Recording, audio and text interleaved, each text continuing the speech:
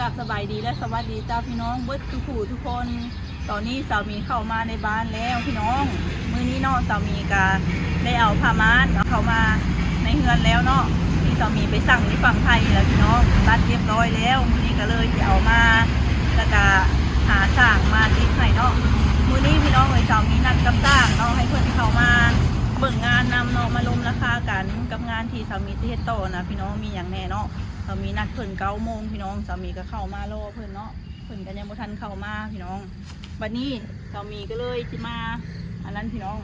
ตัดต้นไม้ต้นหญ้าแถวนี้โลเนาะอันนี้ก็คือผ้าขอที่ซื้อมาแต่ฝั่งไทยพี่น้องเผาคักพี่น้องสามีลองหน่อยหนึ่งแล้วเนาะอันเพิ่นว่าตัดต้นไม้ต่ำ1แล้วก็ตัดต้นไม้สูง1พี่น้องสามีบ่ฮู้ว่าเพื่อนใดตัดสูงตัดต่ำเนาะมันมี2 อันพี่น้องเดี๋ยวลองเอาตัวนี้ตัดหน้าสูงเบิ่งก่อนเนาะต้นมะขูดนี่พี่น้องอันนี้บอกตัดดูคือวิธีบอกนี่พี่น้องต้นมะขูดนี่ค่ะสามีว่าสิเอาอันตัดลงเลยพี่น้องตัดลงสิจงให้เพิ่นจงให้เพิ่นเป็นกลุ่มเนาะเพราะมันสูงมันใหญ่เนาะอย่ามันถือสายไฟแม่นประมาณว่าหานลงมันต่ำแม่นที่หาคนตัดอยู่พี่น้องตัดต้นไม้แต่งต้นไม้แถวๆอันนี้แหละตัดฮอนลงให้มันบางๆเนาะตะกี้น้อยๆต้นนะใหญ่ล่ะ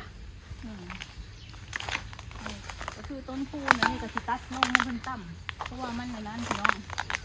มันสูง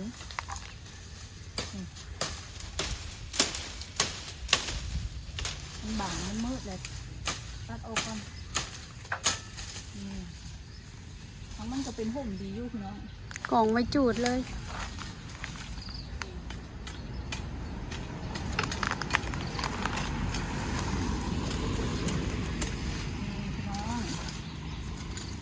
ขักดำมันยาวบ่ได้กลมหลาย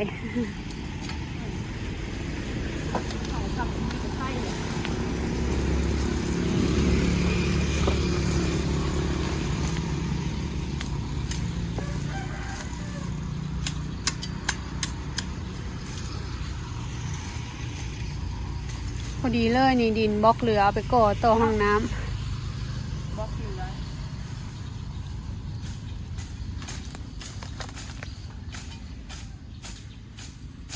โอ้ขักขนาดเลยเข่าจุดจวดเลยเนาะขักค่อยๆพันพี่น้องยันถึงนะแม่นมันเสียคมไปเลย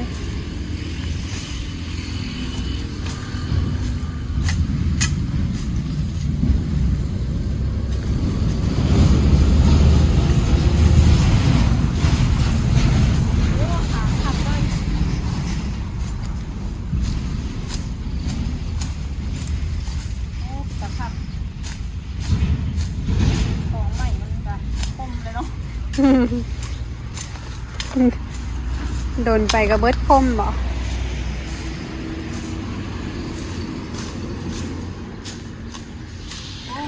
เข่าจุดจวด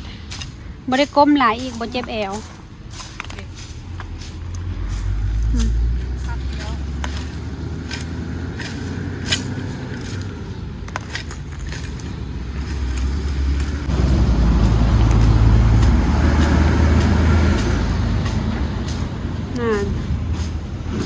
เข่าจุดจวดเลย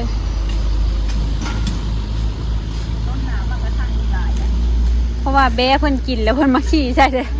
เกิดเป็นต้นกระทันโอ้มะเขือค่ายด้วยนี่ตัดเลย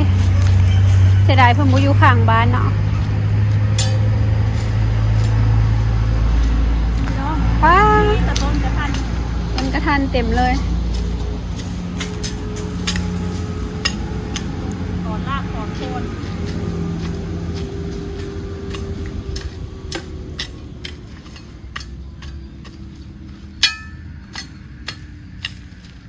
จำลายกันเดี๋ยวมันถือก้อนหิน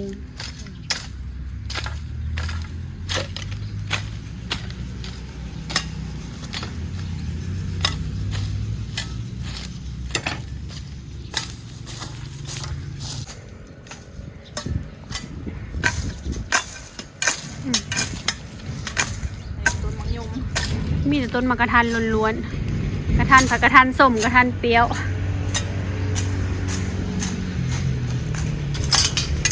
ตัดก่อนมันยังน้อยใหญ่มากเลย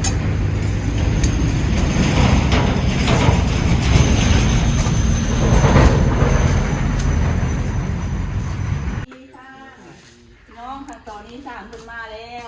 สบายดีเด้อ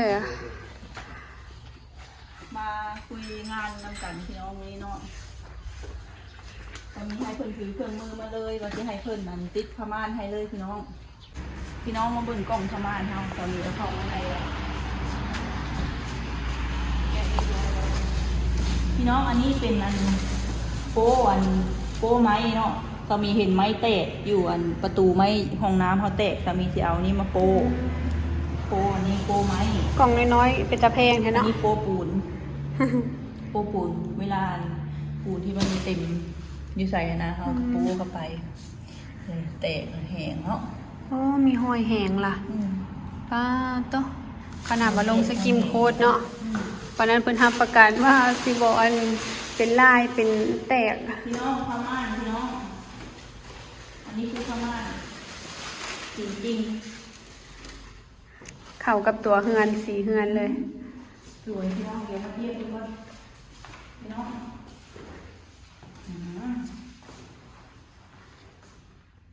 หนาขาดเลยลาย อันละจักบาท ผืนละเท่าไหร่รวมหมด7 บาทมัน6,500 บาทรวมทั้งอุปกรณ์เลย เดี๋ยวคุยงานกับทางต่างก่อนเนาะ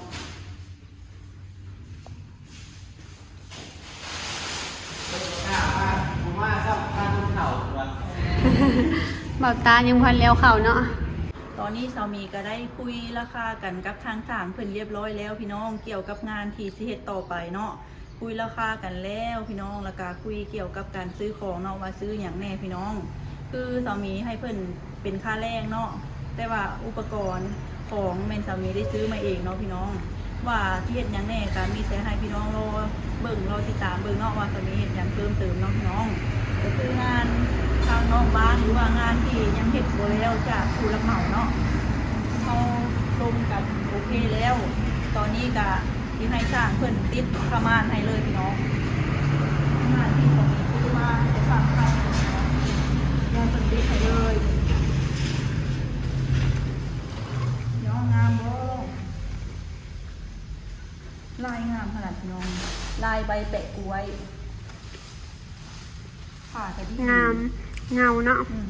งามพี่น้องสีนี่ก็เข้ากับขอบผนังบ้านเลย ค่ะเพิ่นกำลังวัดพื้นที่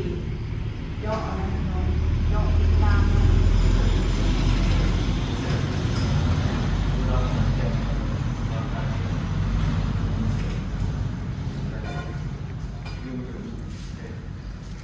ตัวใหญ่ของอันนี้ค่ะนะพี่น้องมาใหญ่ห้องติดอยู่อันหน้าต่างห้องพี่น้อง2 ห้องมันจะใหญ่กว่าหมู่นี่พี่น้องนี่มันติดเสาเนาะติดเสา ตัวนี้คือจะใหญ่กว่าทางนอกเนาะ นี่ พอดีเลยตัวนี้ก็โอ้มันคามของเสาให้เลยเนาะ ข้าวเสาห้องบริใส่หัวนะเพิ่น อืม เจ๊ห้องบริใส่หัวนะเอาใส่ข้างเดียว2 ผืนพี่น้องพี่ใหญ่น้องห้องนั้นกายหันจะเป็นห้องน้อยบานน้อยแล้ว บานน้อยเนาะ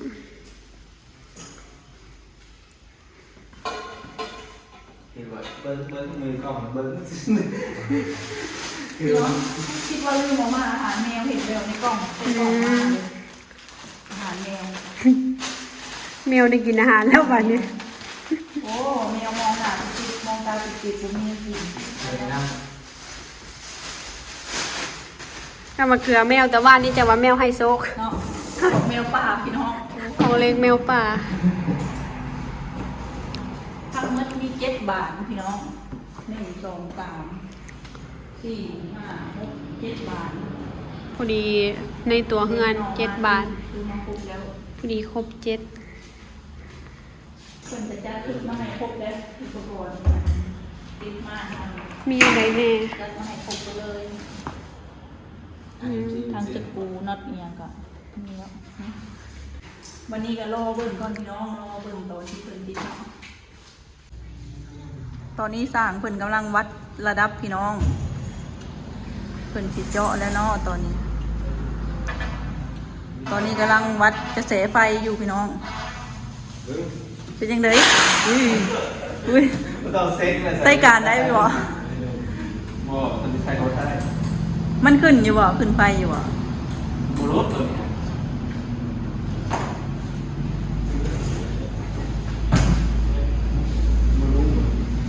รู้เนาะจับจับสายสีจับ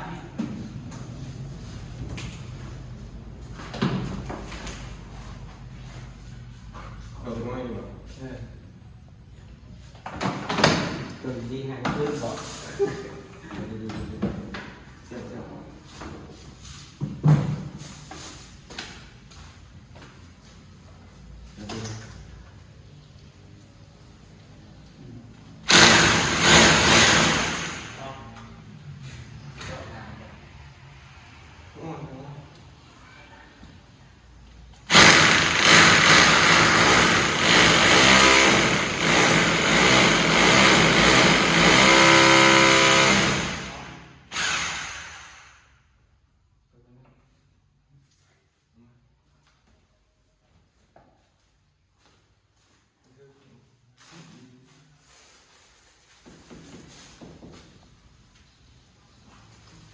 คือบุคคลคนมา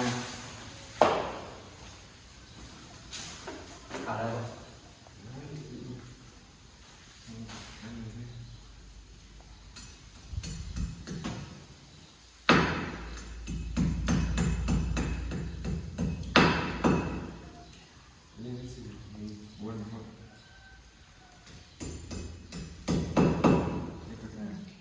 ที่ดูดีบ้างผมมีหัวน้อยคนนี้ป่ะผมมีหัวน้อยคนนี้ป่ะต้องหัวน้อยเลย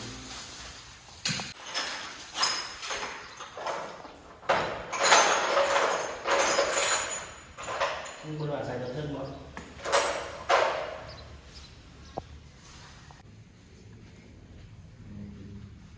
คุยกันนึง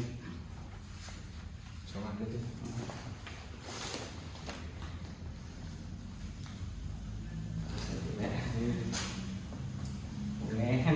คืออยู่ใน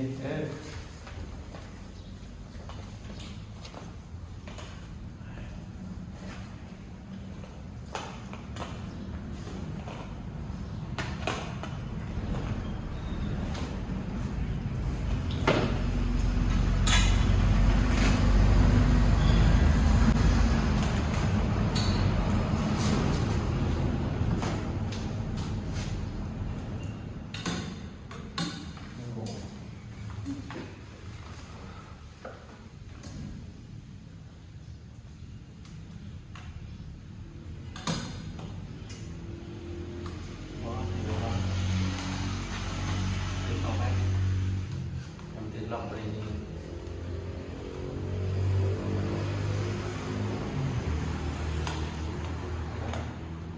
เดี๋ยวนี้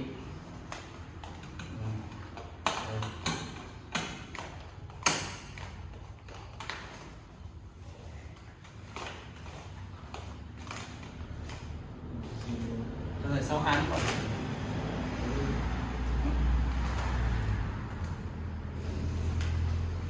ได้ได้ไหมได้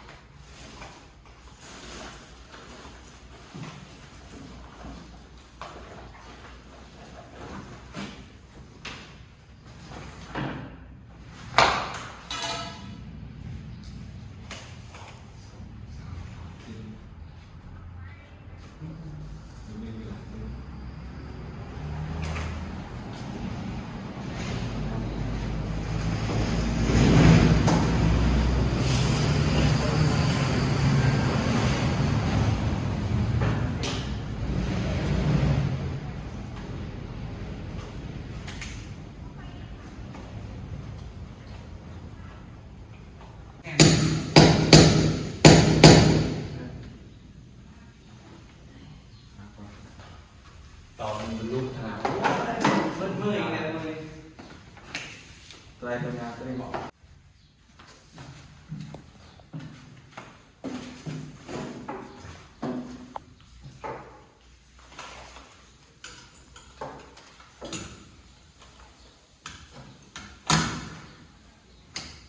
ถึงบ่ตายได้ไหมสิ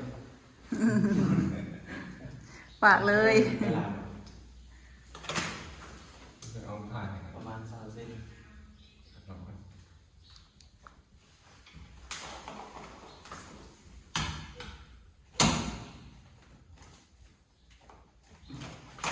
ปั๊บซิเอาไปได้ไหม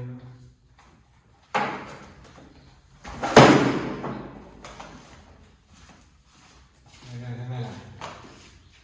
ดึงไปดึงทางนี้ขับไปก่อนดึงเขาจำดิดึงมาส่วนชุดพี่ดึงมาใส่สุดแล้วสุดดุร้ายไม่ทำอะไรเดียว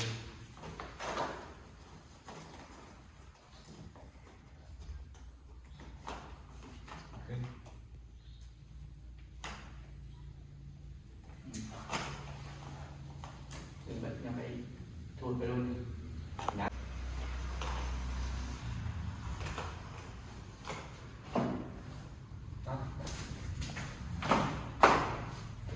นี่อยู่ว่าทางผู้ใหญ่เป็นสนับสนุนอยู่ว่าอีกอ่ะ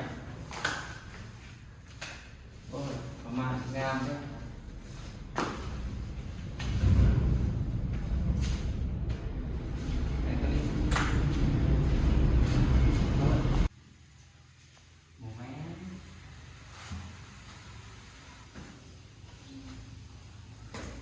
นี่แหละตัว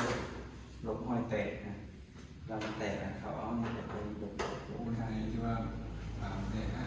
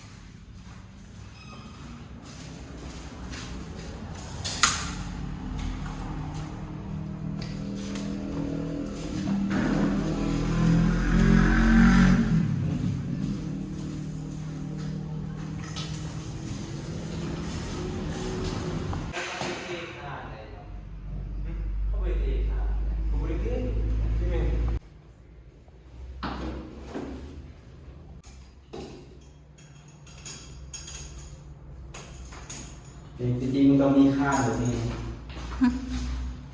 มีค่ามันนี่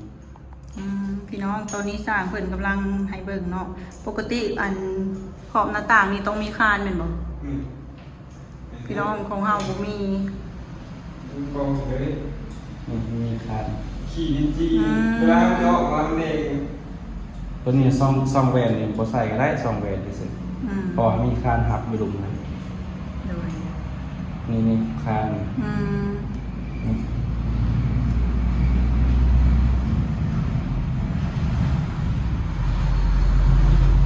ซีนหันลิฟต์ปุ๊บลงแล้วก็เป็นชีแข็งที่สาวเนี่ยมันแบบแข็งเนี่ยชีหายง่ายลูกปอกแล้ว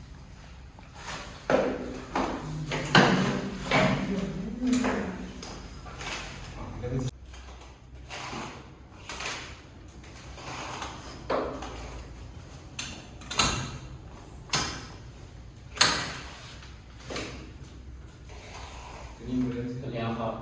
ขอเดี๋ยวนอกออกก่อนเว้ย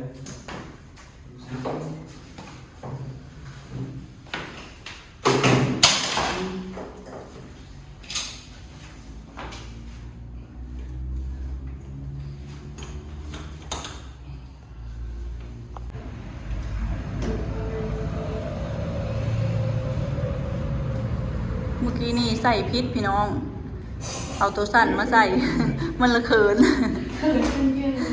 สบายดีเด้อพ่อแม่พี่น้อง คนเพลงได้ใส่เขิน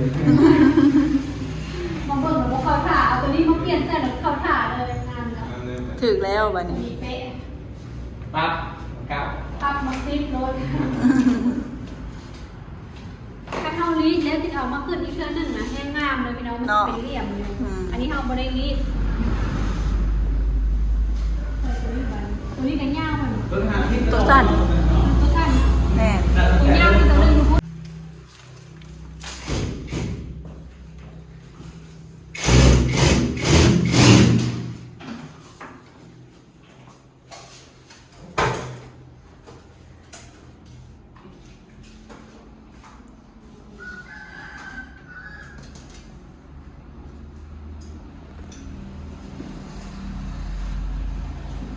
นี่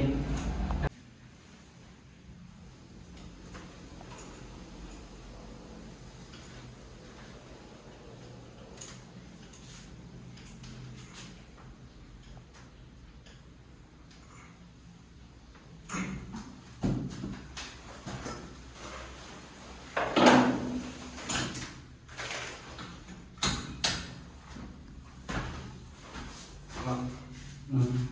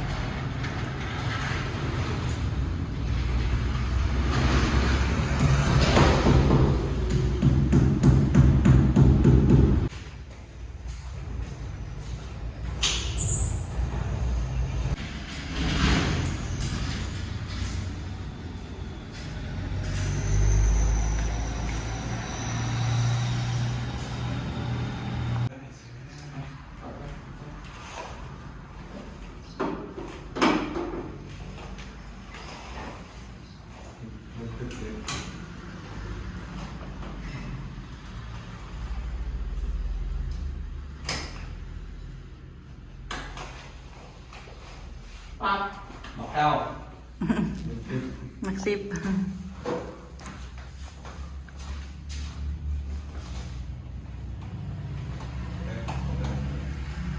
เอาอันนึงใครจะเผาสองอัน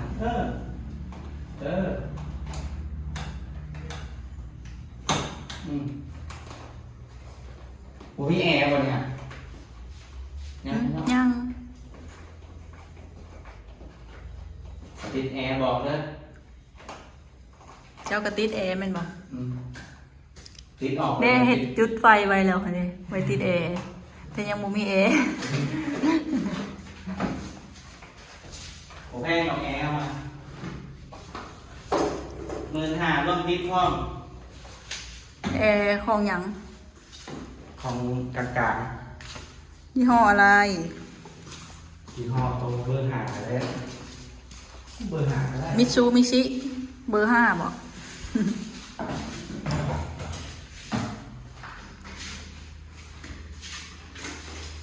มีอยู่ที่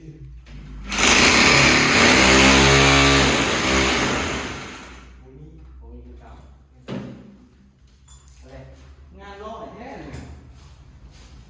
กับที่เบิร์ดผมเห็นนั่นเองเนาะก็เบิร์ดภายในผมเห็นตายเลยพอพูดพอนี่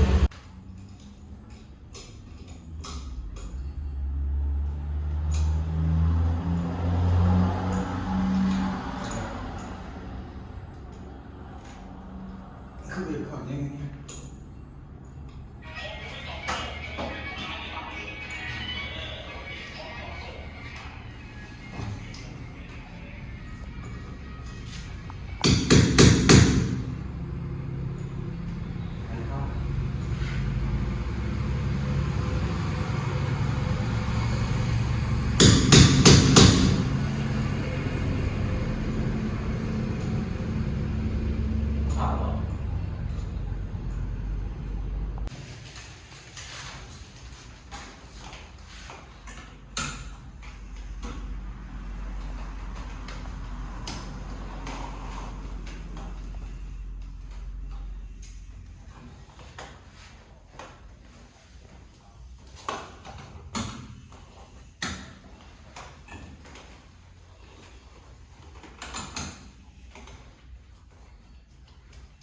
เอาเล่มสองอันนี้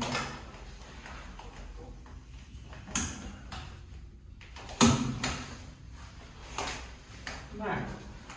ของแปดอันนี้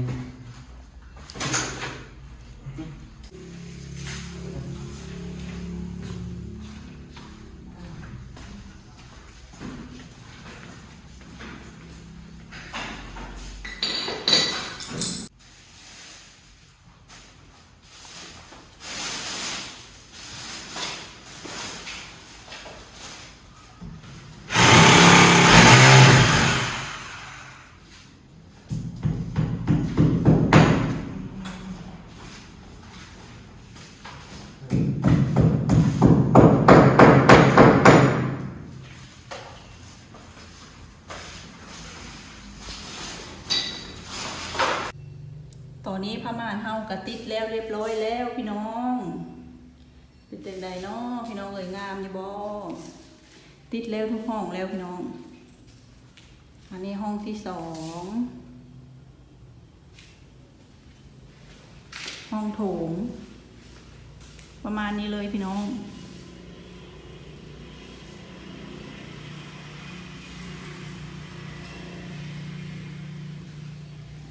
แล้วก็ห้องนอนห้องนี้ติดเรียบร้อยแล้วพี่น้องทั้งหมด7 บาทเนาะ